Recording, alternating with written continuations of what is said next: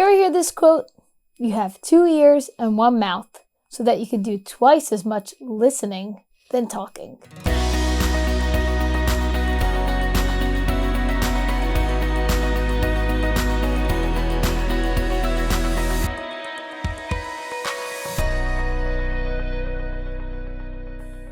Welcome back to another episode of Youth Ministry Insights. I probably shouldn't make this one too long because I'm not going to talk about talking so much, but I am going to talk about listening. So, in listening, we can learn so much. And, of course we know this, right?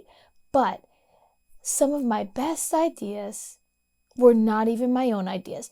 They have come from just listening to the needs of the youth, what they're asking for, what they want, what they like to see in the programs, and then, of course, acting upon those thoughts that they have given you, those ideas they have given you, those things they have said just on the spur of the moment that made so much sense, and implementing them into your program. So I'm going to give you just 3 simple examples, and you're youth ministers, listening is half of what we do. And so these 3 examples that have become greater goods in our youth ministry program are what I'd like to share with you today.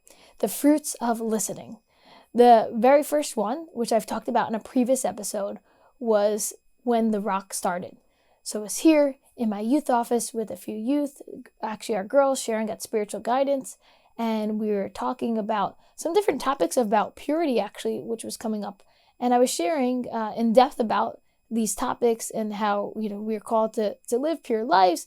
And one of the youth stopped me and she said, "Kari, can you start a club at my school and talk about these things?" And I was like, "Well, I don't know, can I?"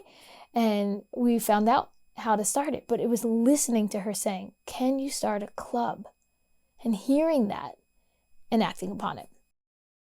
The second example is very simply is just that we had a lot of the younger siblings of our youth group members, which at the time our youth group started in 6th grade and went to middle school years, 6th through 8th grade, and then high school years, 9th through 12th grade, and then we also have a young adult program.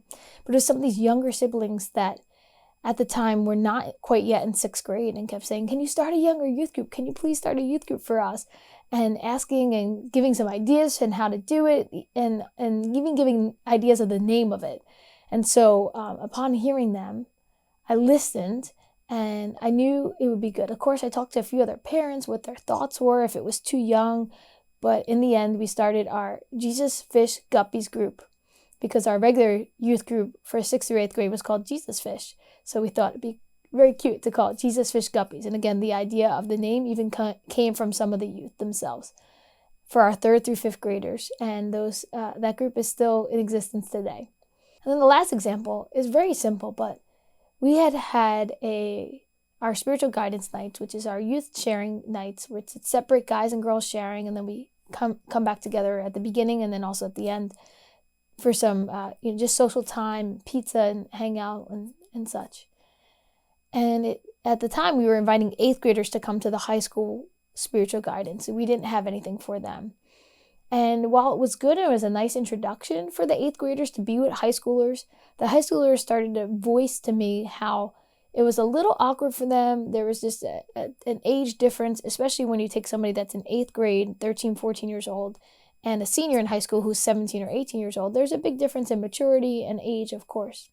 And so they were talking and sharing these upperclassmen with me on how there should be a separation. And so we decided to start just a whole junior guidance for 6th through 8th graders together, and then keep the high schoolers together. Again, listening and then acting upon it.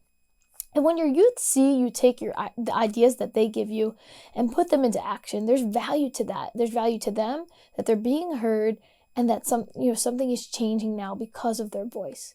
So do some listening with your youth. Of course, it wouldn't hurt to ask some questions, but do some listening so that you can hear the ideas they have and be able to put them into place and again, give them ownership of this group and give them, knowing that their ideas, give them some excitement, knowing that their ideas were put into place and are part of the ministry program that they are a part of.